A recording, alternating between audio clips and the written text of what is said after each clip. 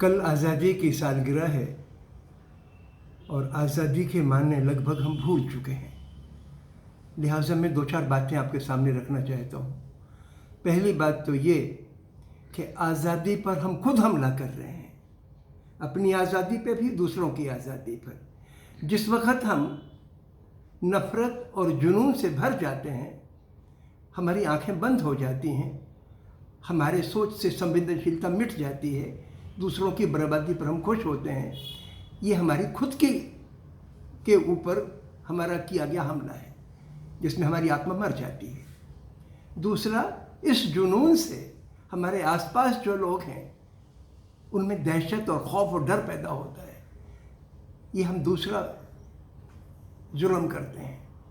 तो एक आज़ादी पर हमला हमारी तरफ से हो रहा है, दूसरा एक बहुत बड़ा हमला आज़ादी पर हुकूमत की तरफ से, सरकार की तरफ से और प्रशासन की तरफ से हो रहा है। अभी 2 साल पहले कश्मीर जम्मू का राज्य का दर्जा घटाया, 370 हटाई। तो एक मोटे तौर पर कहा जाता है कि भाई आज़ादी के मायने कि आदमी को चलने फिरने की आज़ादी, अपने रिश्तों के बीच में कोई दखल ना दे, इसकी आज़ादी, जो भी अपन कमाएं उसको खाने की आज़ादी, इसी को आज़ादी कहा जाता है। लेकिन वो घेर लिया मिलिट्री ने, उनकी आज़ादी का अतिक्रमण ज़बरदस्त किया और दूसरे पूरे मुल्क में जुनून पैदा हो गया कि यानी बाकी सारे के सारे लोगों के अंदर में शैतान पैदा कर दिया गया। तालियां पिटने लग गई कि साहब मोदी जी ने बड़ा अच्छा काम किया। तो आपके दिमाग में जो संवेदनशीलता या सच देखने की सलाहियत होती है वो मिट्टी में मिल गई। तो आज़ादी पर दो हमले हुए, एक कश्मीर के अवाम के ऊपर और एक बाकी मुल्क के अवाम को गहरे अंधेरे में ठेल कर, ये दूसरा हमला हुआ। एक कुछ महीनों के बाद नागरिकता कानून में धर्म दाखिल कर दिया गया, एनआरसी का हगुआ खड़ा कर दिया गया। तो ये हुकूमत की तरफ से होने वाला आज़ादी पे हमला था। इस मुल्क में जो पैदा हो गया उसको पूरी इज्जत और आज़ादी से रहने का हक है, और ख़ासतौर से अगर वो मेहनत करके अपनी गुजर बसर करता है तो उस पर कोई सवालिया निशान नहीं उठा सकता, हरगिज़ नहीं उठा सकता। लेकिन हुकूमत मजदूरों को मजदूरों से तोड़ने के लिए, गरीब को गरीब से काटने के लिए ऐसे कानून लाती है जिसका सीधा असर ये होगा कि आदमी के मुल्क में रहने के ज़मीन खिसक जाएगी उसके पाँव के नीचे से। अभी सरकार कानून लाई, खेती संबंधी कानून। ये तीसरा हमला है आज़ादी पर।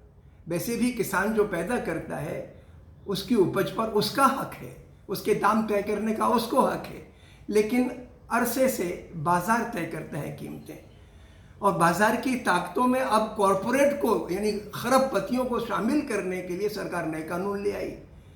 जिन किसानों ने मजदूर देश को भूखमरी से, अकालों से बाहर निकाला, उनसे बगैर पूछे, कोई मशवरा किए बगैर 9 महीने से वो सड़क पर बैठे हैं, धरना दे रहे हैं, गांधी जी के अहिंसक सत्याग्रह की तरह सत्याग्रह कर रहे हैं, आप सुन नहीं रहे हैं।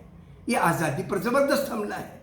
और जब मैं कोशिश करता हूँ गाँव में जाके, लोगों से कहते हूँ चलो अब किसानों से बातचीत करनी है, तो गाँव के सरपंच कहते हैं कि भाई पुलिस ने मना किया है।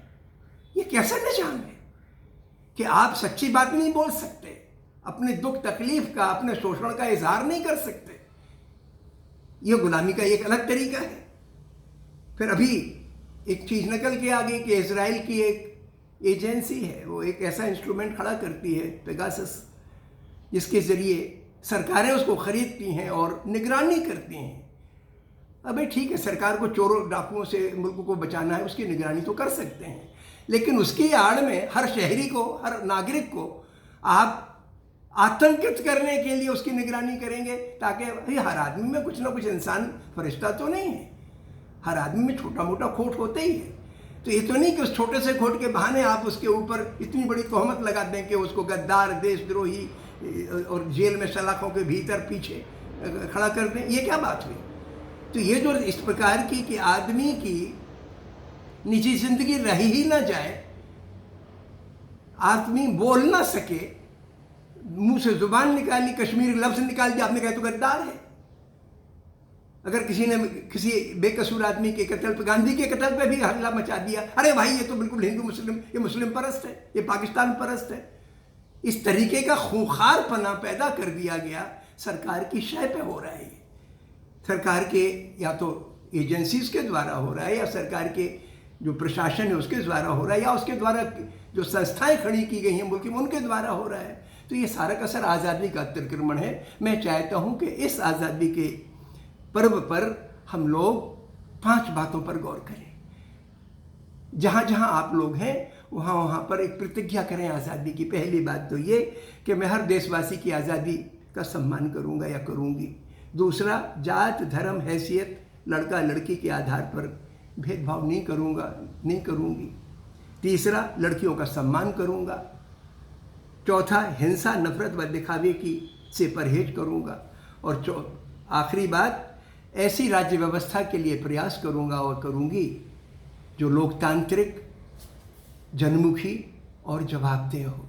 मैं चाहता हूँ हम सब आत्मनिरीक्षण करें, अपने अंदर के गुलामी के भावों को निकालें, अपने अंदर के गुलाम बनाने वाली प्रवृत्ति को ख़त्म करें, हिंसक प्रवृत्ति पर काबू पाएं और सरकार के जुल्मों के सामने अहिंसक तरीके से हम खड़ा हो सकें, सर ऊंचा करके। ये हम में हिम्मत पैदा हो।